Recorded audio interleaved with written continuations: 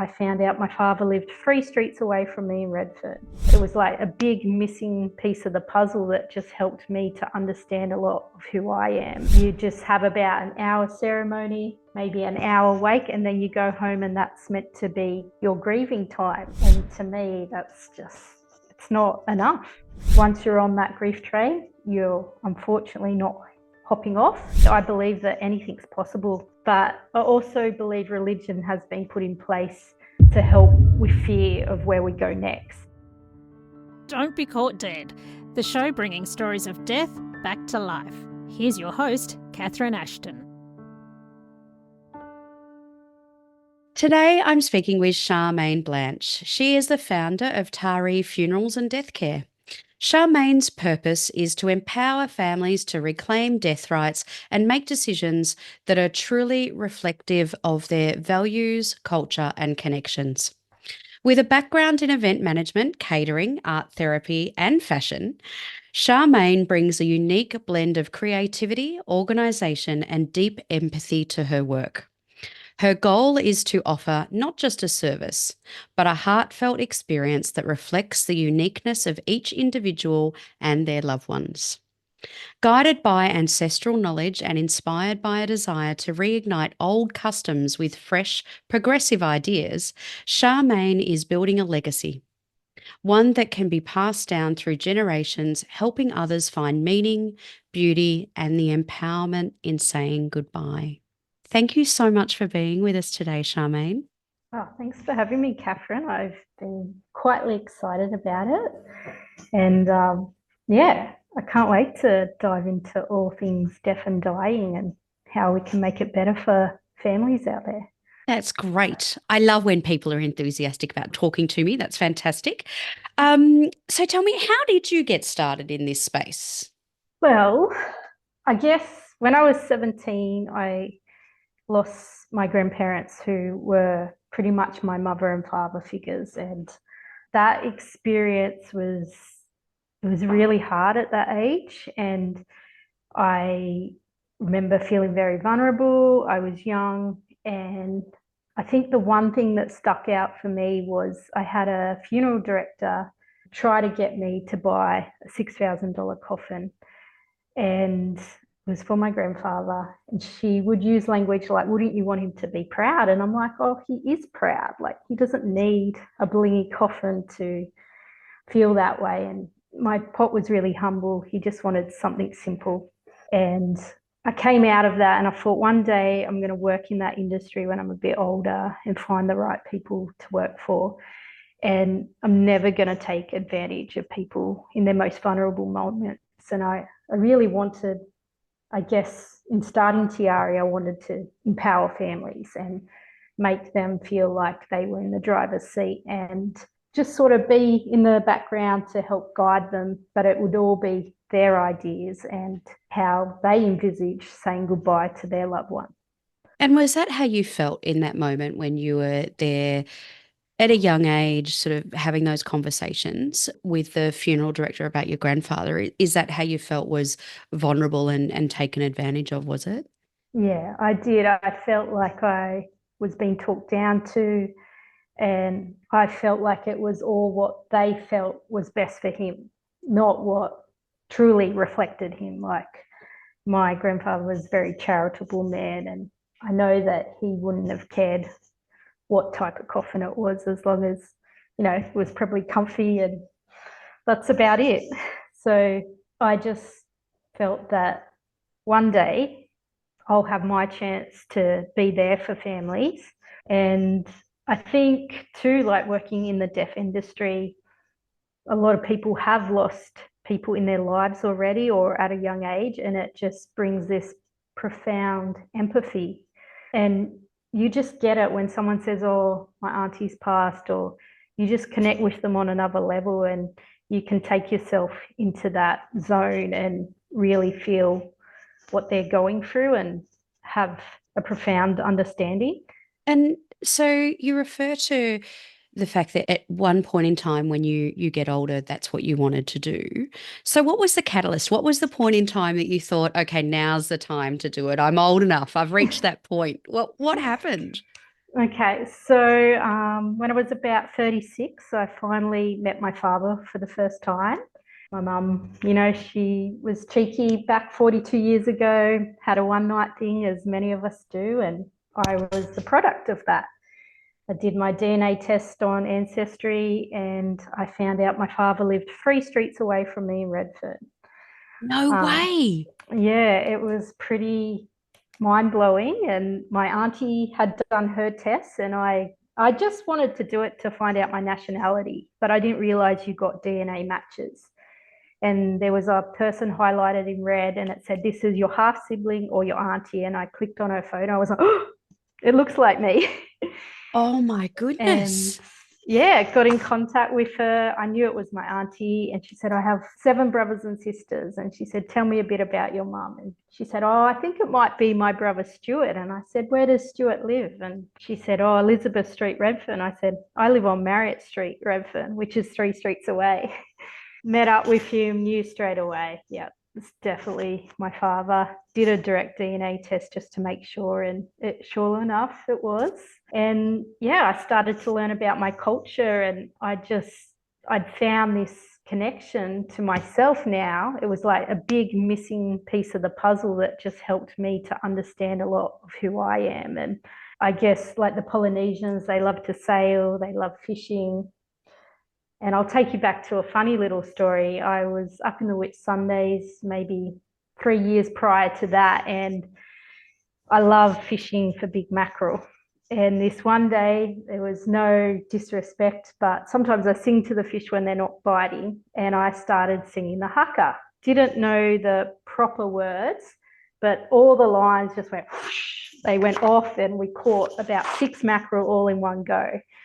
And we couldn't get them on board fast enough. They were all flipping around, and took them back to the island and gave them out to other people and ate some ourselves.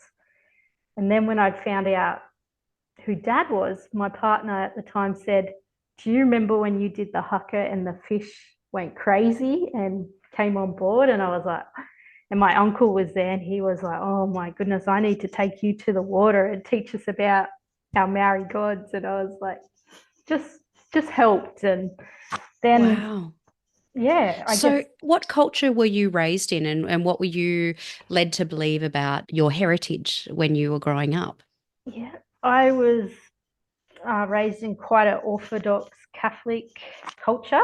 Went to church every week, even reconciliation. And look, I still hold some of those values, but I would say I'm a non-practicing Christian. I'm quite spiritual now, but I also believe that all the religions and all the spiritual aspects all have a role to play. And to me, I believe that anything's possible, and maybe all of it is true. But I also believe religion has been put in place to help with fear of where we go next. And I think none of us know where we go next. It's the mystery of what happens. But I'd like to believe that we get to see our loved ones again. And that's kind of what I believe. And so you were brought up in a quite an Anglo kind of background, was it? And then with a Christian or Catholic faith. And then you found out through the DNA testing that you had Maori heritage. Yeah, I went on a big journey learning about all my aunts and uncles. I went over to New Zealand.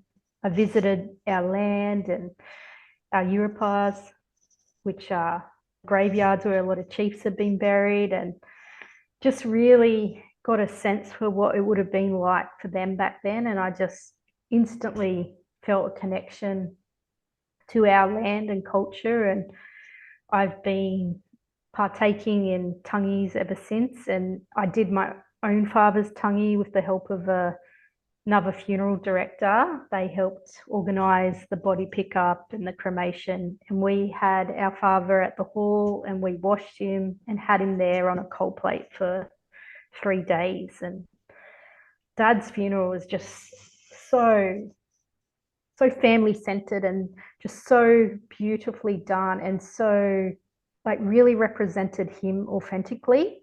And I thought, I have to somehow turn this into a way of giving back, but also a way of an income for me, and show families how they can reclaim their power and have their person in their home legally and do almost everything themselves. And, you know, there are some families out there that want to do absolutely everything themselves, but sometimes our brains are quite foggy and we do need the help of either a funeral director or a funeral guide. And that's kind of where we step in. We can do as little or as much as you need. So. And the tangi, that's the Maori reference to the funeral or the wake, is it? That's correct, yes. So it usually goes for about 3 days. Then the night before ceremony, which is burial day, we have a thing called poripori aki, which is a circle that could go for 3 hours, maybe 10 hours. And you have some mattresses in the middle for the kids, and everyone goes around the circle and says a story about their loved one, good, bad, happy or sad. And it means that we get to all partake in the funeral and have our last words with that person. And the person is lied out either on a cold plate or embalmed in a coffin. And then we sing a song in between every story and we dance it out. And you leave the night, you're tired, but you just feel like this sense of something has come off your shoulders and you feel like you're ready to say goodbye to them tomorrow. And yeah, it's just a really beautiful way of families coming together. And prior to your father's death, what was your experience with death prior to that? I would say sterile. It's the coffin turns up at the church or the chapel. It's usually indoors. You don't get to see the body out and you don't speak about it too much. And you just have about an hour ceremony, maybe an hour wake, and then you go home and that's meant to be your grieving time. And to me, that's just, it's not enough. And I guess too with my business is what it's about not being restricted to a 45-minute ceremony. It's about trying to do it over a good 3 days if you can and slow it right down. And that's, I think, especially in sudden death, it's a really good idea to have the cold plate at home so you can have some quality time with them and even sleep. I know it sounds a little bit morbid to some people, but sleep either side of them, have some mattresses in the lounge room. And honestly, it will be one of the best sleeps you ever have. And you really get to say what you need to say to them in your own time, in your own personal space. And I feel it sets people up for a better journey with grief down the track. And tell me, was that the first time you had experienced a tangi was when you actually were involved in organising your father's? Yeah, oh wait, no, we had one other before that. My uncle Tommy, sorry. And that's where my eyes really started to open and I was like, these guys, they just know how to do death. Like they get it. Same with the Irish, like they have their person at home for 3 or 4 days and they don't even need to use cold plates because it's so cold in Ireland. They just have them on the kitchen bench and they drink whiskey or Guinness around them, cups of tea. And, you know, we need to have our people in our homes because that's where they've either lived or they've created a home within us. And I guess it's funny too. I also ask people if they want to come and wash their loved one with me. And some people are totally like, oh, no, I don't. But some are like, I didn't even think of that. So the way I present it is think about if you've had a baby or you know someone that's had a baby and you wash that baby for the very first time. That little bubba is so delicate. You're so gentle. You make sure the water's not too hot. And you're very careful and then you wrap them up in a towel and dry them and carefully dress them. Well, washing your loved one that has passed is exactly the same. They're just a little bit colder and you are just so gentle with them and it's the last time and the last intimate thing you'll do with that person and it's really special. And usually it's in silence, but to me it's the be all and end all and the last time you'll get to touch them in a private, like private setting where it's just you and your family, and it's really special, and it's something you'll never forget. And I think everyone should have the right to be offered that with their loved one, whether it's at the funeral home or you can do it in their home as well. And tell me, obviously, you're talking about a very holistic and personalized approach that you have adopted within Tari. Now, can you talk me through how that is unique and how you work through with a client when they come to you? So, people who are perhaps unfamiliar with what is unique about you and how you have your approach. To me, a holistic funeral service is embodying the whole process of the funeral. So that means whether you have a loved one with a diagnosis and we come in beforehand and talk to you about your wishes and what you would like, or if it's when you call us, we come to you, but we give you the choice to do absolutely everything with us. If you want to come to the morgue to pick up your person, you can. If you want to bathe your person and dress them, if you want to do all the artwork for their memento cards or order of service, you can. Or you can do bits and pieces and we can help. So to me, it's about really being in the driver's seat and you're calling the shots, not us. And also looking at, not everyone can afford an expensive funeral. It doesn't need to be that way. But rather than you guys coming to our price, we try to see where you're at and come down to your price. And, we make things work, like things like a flower spray. It's usually around $600-700. It doesn't need to be that much. I'll bring you a flower foam brick that you soak, and there's usually lots of greenery in your yard. People have flowers all over the street. Like if you start to forage and really look, you can make the most amazing flower spray out of things that have been foraged from nature, and it's all for free. So there's little things like that where you can cut costs, and it doesn't need to be this huge expense. And you mentioned the cooling plate. So some people may be unfamiliar with what that is and how that allows people to extend their time with their loved one within the home. Could you perhaps talk through that for me as well? Yeah, sure. So a cooling plate takes away the need to embalm a person. Embalming these days can cost anywhere between $650 to about $3,000. Yes, it's probably needed in repatriation because we don't know how long that person's going to be in the air for. But a cool plate costs about $150 to hire, and it's eco-friendly, as in we're not putting formaldehyde into the person and we're not taking any blood out of them. That's what happens in embalming. So if you decide to have a natural burial, you would use a cold plate. It doesn't make a noise. It just sits in the coffin but keeps that body nice and cool so that you can have them in the home.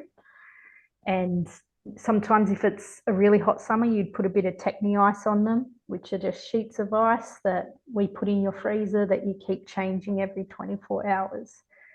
But yeah, it just takes away the need for embalming. And to me, like, it's really eco-friendly and it's efficient. And I feel like, to me, it's the way forward. They sell these plates in Holland, so they do a lot of funerals with them in Holland. No one at the moment is selling them in Australia that makes them here. So if there's anyone out there that's an There's a expertise business in for someone, isn't it? refrigeration, I'd love to have your details. But yeah, it's a great idea to use. Or you can just use normal household. Like if you really want to have your person at home and do it all yourself, you can freeze bottles of ice and use that for up to 5 days. You can get an extension for 10 days from New South Wales or Queensland Health, whoever you're going through. Yeah, you just got to keep that body nice and cold. That's all. It's pretty easy. And what sort of, now you've established and found your cultural heritage, what sort of things have you then embedded into your practices within your business and what you offer that are sort of based in those Maori traditions? Yeah, I'd say we do offer, we don't call it pori pori aki, but we do offer a night before the ceremony to do a sharing circle with that person. And we have my uncle, he plays ukulele and guitar, and he's really good at just, you tell him a song and he can strum along to it and everyone sings. So we can incorporate that. We incorporate obviously having your loved one at home. We can incorporate flower weaving and flower lays. A lot of women like to get flower crowns made for their final journey, and you can have them around you. We also incorporate having grief circles, and I feel like in Polynesian culture, you get together in circles to grieve together and talk. And so I guess the whole business is kind of based loosely on that, but in more modern ways. And yeah. And tell me, how have you found people responding when you've provided these offerings? You mentioned that the business has been running for just over 12 months now. And how have you found people within the community coming to you? What have they found has drawn them to you as opposed to other service providers in the area? I think how I get a lot of my customers is they're looking for something more natural and I guess eco-friendly, and I guess slowed down as well. A lot of people haven't really considered that they could wash their loved one with me or at their home. And sometimes at first they can be a bit like, oh, I don't know if I want to do that. But I can guarantee you every family that has done that has come out and said, I just feel so put back together and I just feel like I've had a bit of closure. And for me personally, they say it's quite healing. So I feel like only positive things come out of that. And like I said before, whether it's a baby or your past loved one, it's one of the most special and sacred moments you can have with that person. It's one of those classic things of you don't know what you don't know. So if you've first time to be involved in something like this, it's great that they actually have, options. And like I think you've used the word quite often is choices. You've given them choices about whether they would like to do that or not, which Yeah. is something that's quite interesting. Can you tell me a little bit more about the sitting with grief circles and what that involves? Yeah, sure. So when we have a funeral, we're there for our people 24/7. But then when their funeral's over, we obviously are moving on to other ones and we can still answer the phone to them or call them back. But I find the grief circles are a really nice way to still stay connected with those families. And what happens in death is in that 2 weeks leading up to the funeral or the few days, people are kind of around for 2 weeks after, but then, they have to go back to their jobs and their life, whether it be with kids or looking after elderly people. And it's not that they forget what just happened to you, they're just not on the same plane as you are. And that is that really deep, heavy grief. And I find that if people can find other people on the same trajectory as them, then it's easier to connect on a human level. And that's sort of what happens at the grief circles. And they form friendships from that. But it's also a nice way to come in.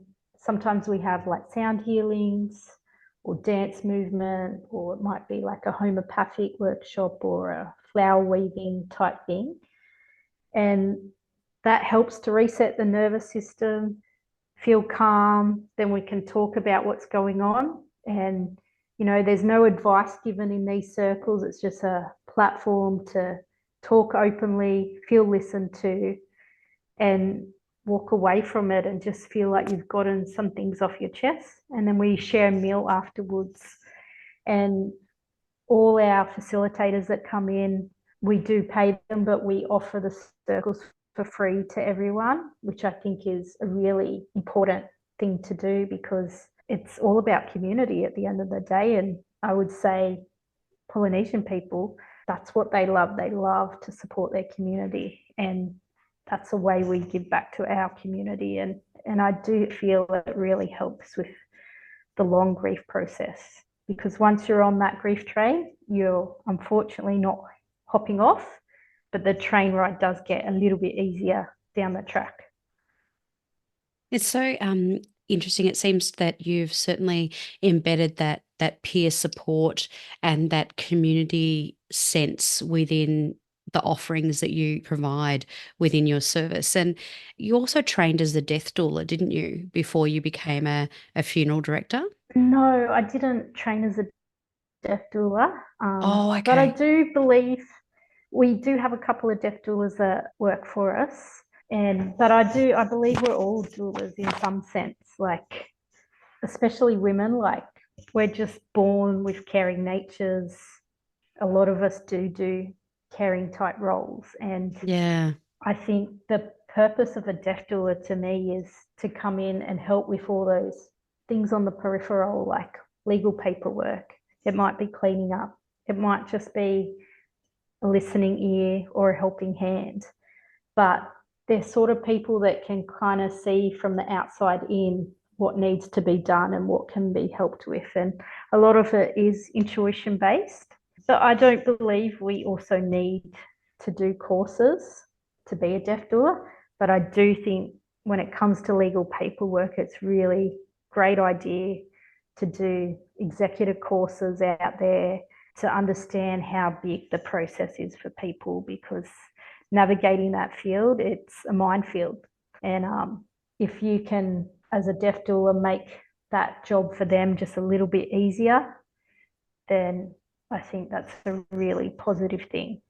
So tell me, how do you think that your event management skills have played such a role in what you're doing now?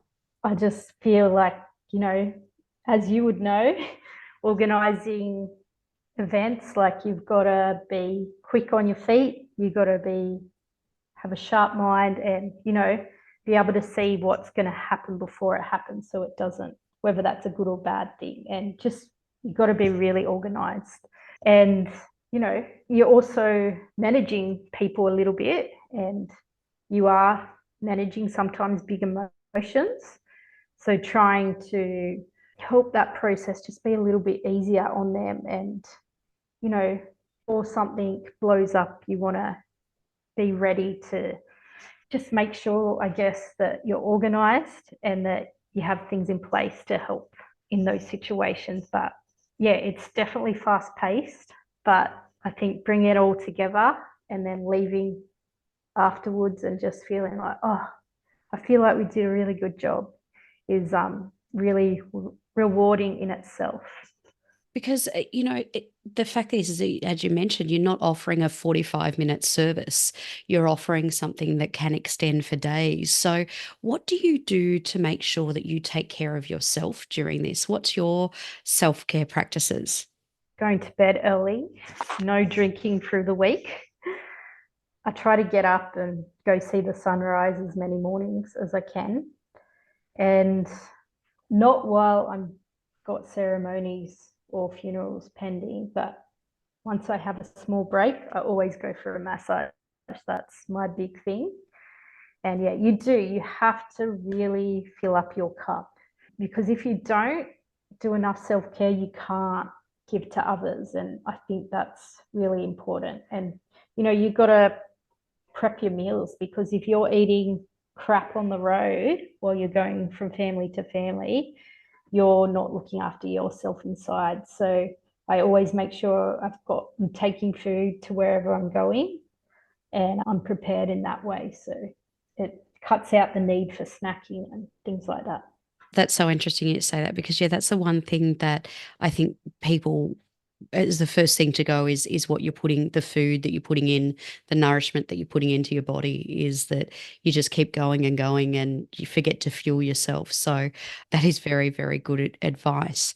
And moving on to the you mentioned about the sound healing that you have, you also talk about breath work, meditation. What role do you think that has in allowing people to grieve and feel supported during these challenging times? I think sound healing, breath work, and meditation, all these things help to reset and calm our nervous systems. It's not going to remove grief, But if we can take moments out to do these little things in our day, it just helps to not make that really heavy grief feel so big, and it gives us moments away from grief. Because I'd say, like, when you're in that really hard part of grief, the only thing really that helps is when you go to sleep, because you switch off, you don't have to think about it. But sometimes people can't sleep through these moments. But if you can incorporate either sound healing, breath work, or a bit of meditation, it's going to help calm your mind when it's running wild. And I think they're great things to incorporate it into your everyday life if you can. And obviously we do them at grief circles, and we can teach people how to do it themselves in their own home, so that they can, when they're feeling quite anxious, they can go, okay, let's put on that video where it guides me through the breath work or the meditation, and it just makes a better relationship again with your grief journey. It seems to be this level of self-empowerment and also choice that seem to be at the center of the work that you do. When I hear you talk, you're mentioning how you see how people can have the skills to create their own flower arrangements through foraging. You're looking at how they can incorporate breath work into their everyday practices. It is really providing a service that is so much more than just a funeral.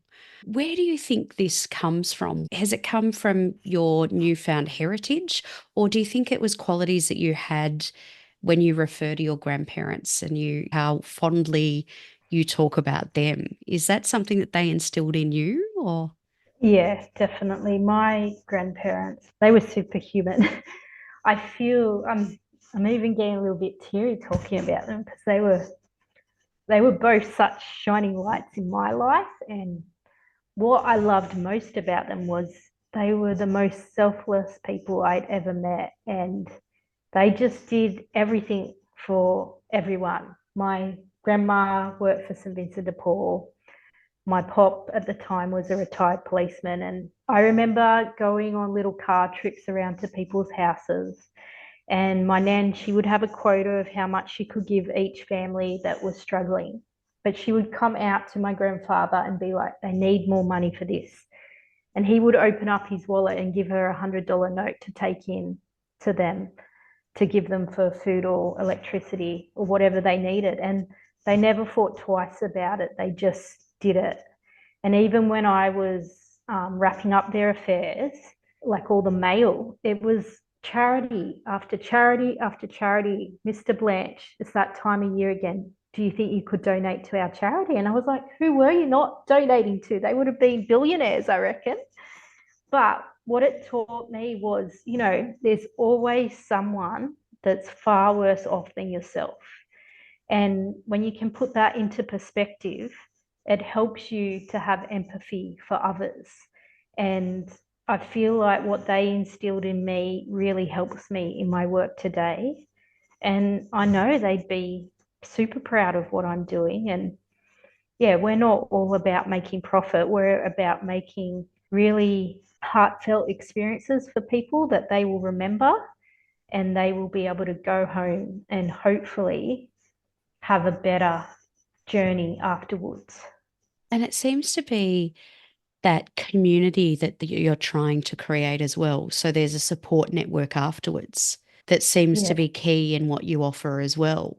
definitely. I don't think I would have ever gotten away from community, because it was instilled from my grandparents, but then my aunties and uncles on my dad's side, they're so community people. So I feel by nature and by nurture, I am just a community driven person. And I just love to be able to set up things and show people how they can make things better within their own community, rather than, I would never want to work on a big state level. I'd only want to work within my own community, because I feel like with grassroots approach, that's where small things can become bigger, and it can spread, but it can also teach people how to do it in their community, and so on and so on. And what do you see as the future for Tiare Funerals?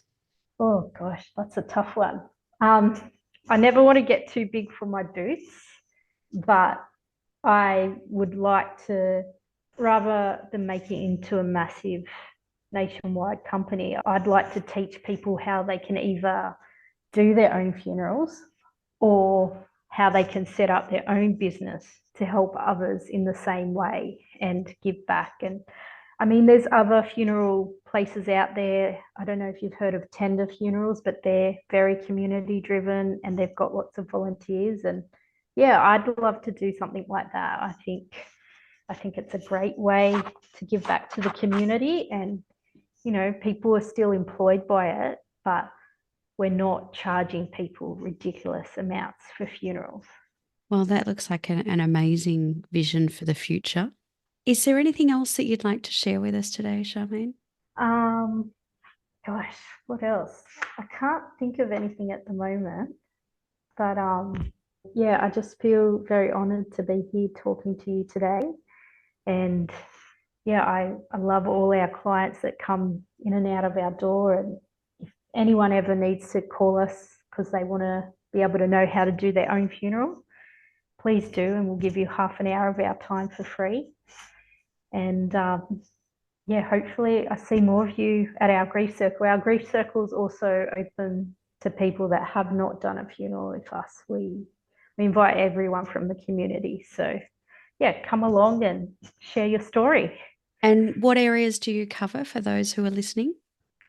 We cover Sunshine Coast down to Ballina, and we will do the odd funeral in Sydney. Yeah, so that's pretty much, and we go inland about 3 hours. So if we need That's still a really large geographic area. it is, but we're able to do that at the moment until we get, I mean, but the more busier we get, the more people we can put on and have servicing those sections, that if we have to do two at once. So yeah. And we have an office in Moggle up near Brisbane too. So we're in Chindera in New South Wales border, and then up in Moggle near Brisbane. So well, it sounds like that you're certainly making community in those areas and creating a support network that's well and truly needed. So thank you so much for sharing, some insight to the amazing work that you're doing. oh, thank you, Catherine, and thank you for your time. Thank you so much, Charmaine. Don't be caught dead forgetting to subscribe. And here are some more videos we know you'll love.